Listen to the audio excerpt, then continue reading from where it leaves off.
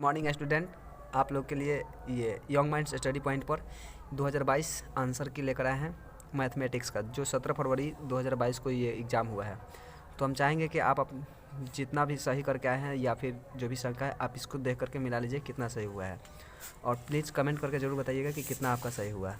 और ये आपको 100% गारंटी देते हैं कि सही मिलेगा आपको। थोड़ा सा देर से मिल रहा है लेकिन सही मिलेगा आपको।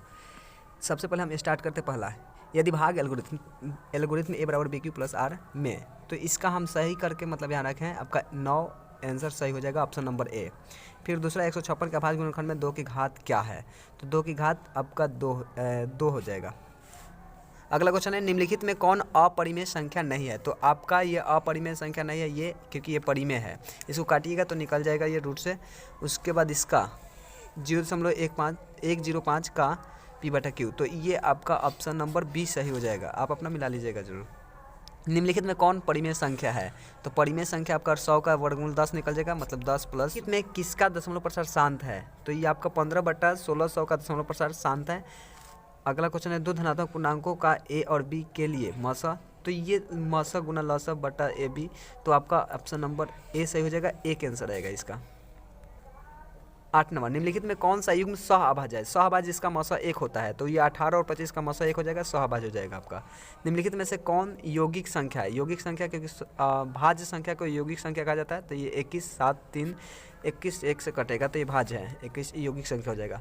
निम्नलिखित में से कौन अभाज्य संख्या है, तो आपका 31 अभाज्य संख्या, बाकी सब नंबर। दो संख्याओं का मौसा 27 तथा लसा 162 है, उनमें से एक संख्या 154 है, तो दूसरी संख्या, तो ये आपका ऑप्शन 81 करेक्ट हो जाएगा, ऑप्शन नंबर डी।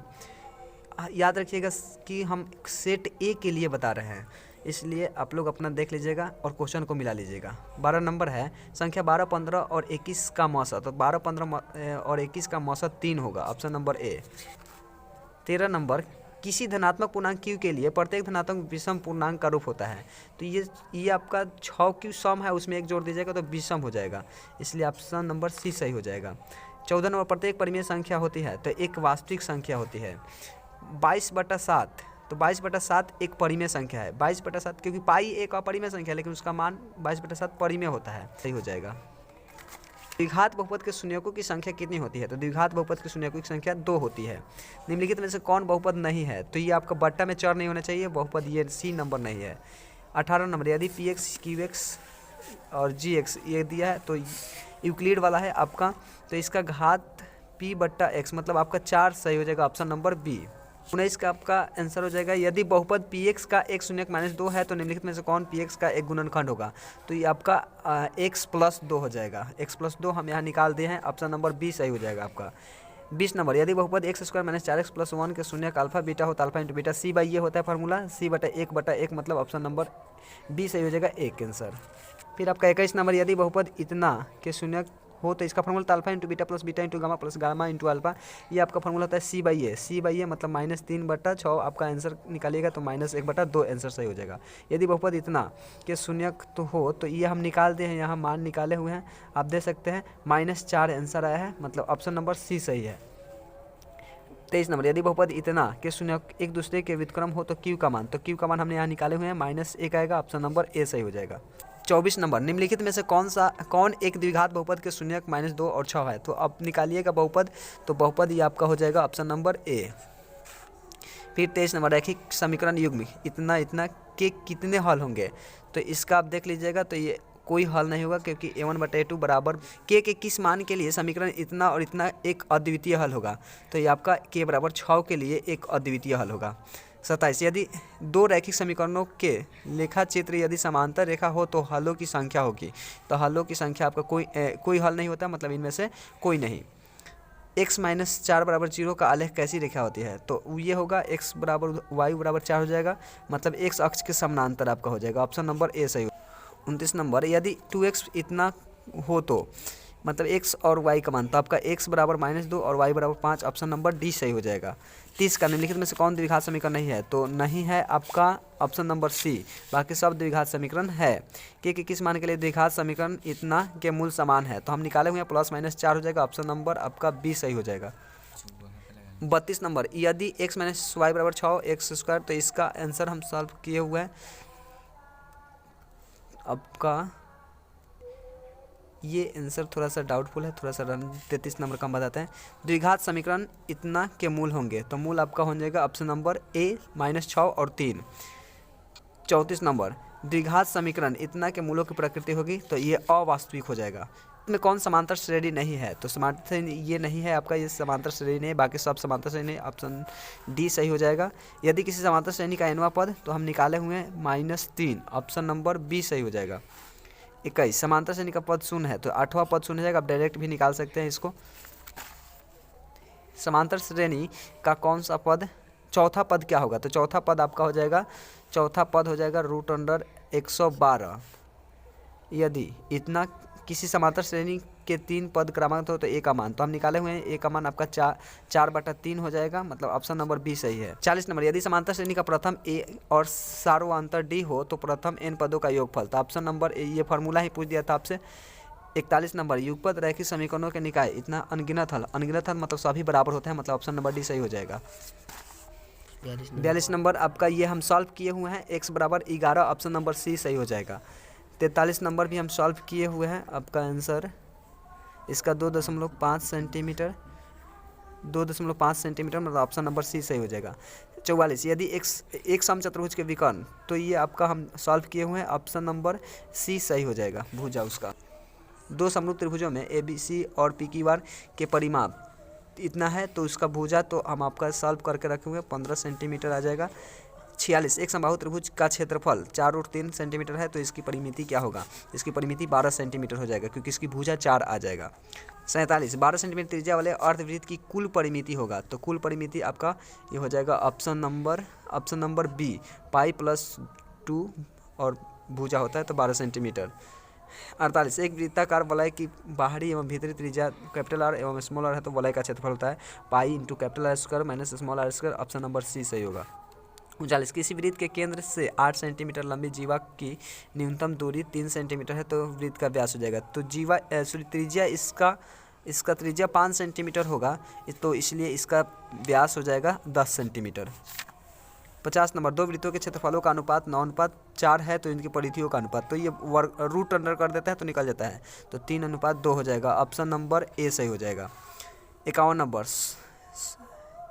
इसको थोड़ा सा समय लगेगा सॉल्व करने में, इसलिए हम सॉल्व करके ऐसे नहीं किए हैं, लेकिन इसको छोड़ दीजिए। 52 नंबर, cos 90 में थीटा, ये फार्मूला ही होता है, साइन थीटा होता है, ऑप्शन नंबर ए सही हो जाएगा। 53, यदि थीटा = 45, तो cos थीटा और साइन थीटा 45 पर मान बराबर होता है, तो उतना ही में से उतना ही अगर घटा दीजिएगा तो 0 आएगा, ऑप्शन नंबर सी सही हो जाएगा। निम्नलिखित में किसका मान √2 के बराबर होगा, तो ये cos से 45 का मान √2 होता है। यदि cos 32 = x और cos 58 = y, तो निम्नलिखित में कौन सत्य है, तो आपको पता है कि cos में मान थीटा बढ़ाने पर मान घटता है, तो ये थीटा बढ़ गया है मतलब मान घट जाएगा, मतलब y छोटा होगा x बड़ा होगा, ऑप्शन नंबर ए सही हो जाएगा। यदि थीटा = 45, तो tan² + 1/sin², तो 1/sin² आपका हो जाएगा cosec² का मान, तो आपको 45 मान भर दीजिए, तो tan 45 का मान 1 होता है, तो 45 का मान √2 होता है, √2 का स्क्वायर 2 हो जाएगा, 2 और 1 3, ऑप्शन नंबर सी सही हो जाएगा। 57, यदि sin 42 = p, तो sin 48, तो cos 42 आप निकाल लीजिए, ये ऑप्शन हम निकाल कर रखेंगे, ऑप्शन नंबर सी 100% सही है। यदि tan थीटा = 12/5, तो sin थीटा, तो ये 12/5, तो कर निकाल लीजिएगा, 13 आ जाएगा, sin थीटा लंबा बटा कर्ण होता है, मतलब 12/13, ऑप्शन नंबर बी सही हो जाएगा। 59 नंबर, तो 59 नंबर का आपका आंसर सही हो जाएगा, बी नंबर हम निकाल दिए हैं। अगर आप लोग को कमेंट करके बता दीजिएगा, पूरा फुल सॉल्व करके बताना होगा तो हम बता देंगे। फिर आपका 60 का हो जाएगा आंसर, 60 का ऑप्शन नंबर 1 सही होगा, सॉरी ऑप्शन नंबर डी, मतलब एक आंसर सही होगा। 61 का आपका ऑप्शन नंबर सी सही होगा। फिर से एक बार बता देंगे, हम सेट ए का बता रहे हैं, आपका जो भी सेट हो आप अपना देख लीजिएगा, क्वेश्चन के हिसाब से आप लगाइएगा। 62 का एक ऊर्ध्वाधर दीवार की लंबाई एवं उसकी ए हो जाएगा 30 डिग्री। 63 का आंसर आपका 1 हो जाएगा, ऑप्शन नंबर डी। 64 का आपका आंसर नंबर सी। 65 का हम निकाल करके रखे हुए हैं, आपका ऑप्शन ये नहीं, ये सॉल्व नहीं हुआ है, इसको रहने दीजिए। 66 का भुज होता है एक्स वाला, मतलब -2 हो जाएगा। एक्स अक्ष पर किसी बिंदु का y नियामक 0 होता है, ऑप्शन। 68 का चतुर्थांश में है, तो ये 68 आपका चतुर्थांश में, मतलब 3 और -2 पहला। फिर आपका एक्स अक्ष से बिंदु इतना की दूरी, तो वाई वाला एक्स अक्ष से दूरी पूछे तो वाई वाला बताइएगा 5, आपका ऑप्शन नंबर ए सही हो जाएगा। 70 का मूल बिंदु का दूरी होता है आपका √x² + y²। 71 का आपका 0 ऑप्शन नंबर बी हो जाएगा। 72 किसी त्रिभुज के केंद्र का, तो ये हम निकाल कर रखे हुए हैं, आपका ऑप्शन नंबर सी हो जाएगा 6/1। 73 का यदि किसी त्रिभुज के शीर्षों के निर्देशांक 0 है तो उसके त्रिभुज का क्षेत्रफल, तो क्षेत्रफल आपका 2 इकाई हो जाएगा। 72 का बिंदु इतना और इतना के बीच की दूरी आपका 4√4 इकाई हो जाएगा। इसका अब डायरेक्ट फार्मूला ही पूछा है, ऑप्शन नंबर ए हो जाएगा। 76 का ऑप्शन नंबर आपका बी 20 सेंटीमीटर सही हो जाएगा। 77 समान ऊंचाई, तो ऊंचाई समान होता है तो त्रिज्या पर निर्भर करेगा, मतलब आपका आयतनों का अनुपात, तो इसका हो जाएगा आपका ऑप्शन नंबर सी 3:4। 78 एक शंकु की पूर्ण सतह का क्षेत्रफल 18 है, तो ये आपका ऑप्शन नंबर, ये भी कन्फ्यूजन क्वेश्चन है, उसको रहने दीजिए, सॉल्व करने में समय लगेगा। 2 गोले के आयतनों का अनुपात 8:27 है, तो उसके संपूर्ण पृष्ठ क्षेत्रफल का अनुपात होगा 2:3। ऑप्शन नंबर ए सही हो जाएगा। सॉरी, ये आपका गलत हो जाएगा, ये डी नंबर सही होगा। 80 का किसी गोले का संपूर्ण पृष्ठ क्षेत्रफल 616 है, तो गोले का व्यास 14 सेंटीमीटर सही हो जाएगा। वाई अक्ष का समीकरण मतलब x = 0 होता है। 2 घनों के आयतनों का अनुपात, तो आयतन का अनुपात दिया है तो उसके वर्ग क्यूब रूट कर दीजिए, तो 1 का 1 हो जाएगा, 27 का 3 हो जाएगा। फिर क्षेत्रफल बोला है तो 1 का स्क्वायर 1 और 2 का स्क्वायर 3 का स्क्वायर 9 हो जाएगा, मतलब ऑप्शन नंबर सी 1:9 हो जाएगा। एक गोला की त्रिज्या 2r है, तो उसका आयतन हो जाएगा तो 32 πr³ हो जाएगा। फिर यदि इसका, तो माध आपका 14, सॉरी इसका माध 10 है, तो x का मान 14 हो जाएगा। फिर इसका माध्यिका आप सजा लीजिएगा बढ़ते क्रम में, तो अंतिम आपको बीच में 16 मिल जाएगा, मतलब माध्यिका इसका 16 हो जाएगा। इसका बहुलक जो सबसे ज़्यादा होता है वही बहुलक है, सबसे ज़्यादा 25 है, मतलब 25 का बहुलक हो जाएगा। आंकड़े का परिसर मतलब सबसे अधिकतम माइनस सबसे न्यूनतम होता है, तो 32 में से सबसे न्यूनतम 6 है, 32 में 6 घटेगा तो 26 सही हो जाएगा आपका। वर्ग अंतराल 130 150 का वर्ग चिन्ह, तो इसको निम्न सीमा जरूर सीमा बटा 2 अब करिएगा तो 140 सही हो जाएगा आपका। यदि 4 लगातार विषम संख्याओं का माध्य 6 है तो सबसे बड़ी संख्या, तो आपका हो जाएगा 9, ऑप्शन नंबर बी सही हो जाएगा। निम्नलिखित में कौन केंद्रीय प्रवृत्ति की माप नहीं है, तो ये परिसर आपका हो जाएगा ऑप्शन नंबर डी 91। यदि किसी बनावर्ता सारणी का माध्य 27 में माध्यिका 33 हो तो आप गुना कर लीजिएगा, उसका अंतर 45, ऑप्शन नंबर सी सही हो जाएगा। असंभव घटना की प्रायिकता 0 होती है। 93 आपका, यदि पीई की किसी घटना की प्रायिकता हो तो निम्नलिखित में से कौन सा सही है, तो ये आपका सही है 0 से 12 या बराबर, इससे 1 से छोटा या 1 के बराबर होता है। यदि किसी खेल को जीतने की प्रायिकता 0.4 है, तो उसको हारने की प्रायिकता 1 में से घटा लेंगे तो आ जाएगा 0.6, ऑप्शन नंबर सी सही हो जाएगा। 2 सिक्कों की युगपत उछाल में एक भी शीर्ष नहीं आने की प्रायिकता, तो एक भी शीर्ष नहीं आता, मतलब टेल 1/4, ऑप्शन नंबर बी सही हो जाएगा। निम्नलिखित में कौन किसी घटना की प्रायिकता नहीं हो सकती, तो 1.5 मतलब 1 से ज़्यादा नहीं होता है, ऑप्शन नंबर बी सही हो जाएगा।